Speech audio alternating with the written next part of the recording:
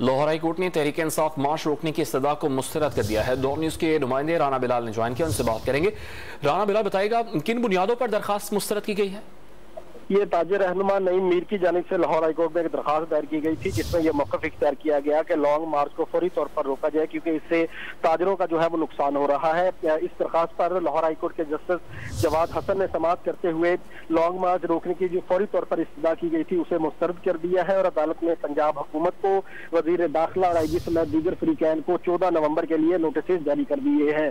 دوران سماعت جو درخواست گزار کے وکیل ہیں ان کی جانب سے یہ موقف اختیار کیا گیا تھا کہ موٹر وے بند ہونے کی وجہ سے اور جی ٹی روڈ بند ہونے کی وجہ سے شہریوں کو شدید مشکلات کا سامنا ہے، لہذا عدالت لانگ مارچ کو رکوانے کا حکم دے۔ عدالت سے ابتدائی سماعت کے بعد فوری طور پر مارچ روکنے کی استدعا مسترد کر دی گئی ہے، اور پنجاب حکومت سمیت دیگر فریقین کو 14 نومبر کے لیے نوٹسز جاری کیے گئے ہیں۔ بہت شکریہ رانا بلال، آپ نے اپڈیٹ کیا۔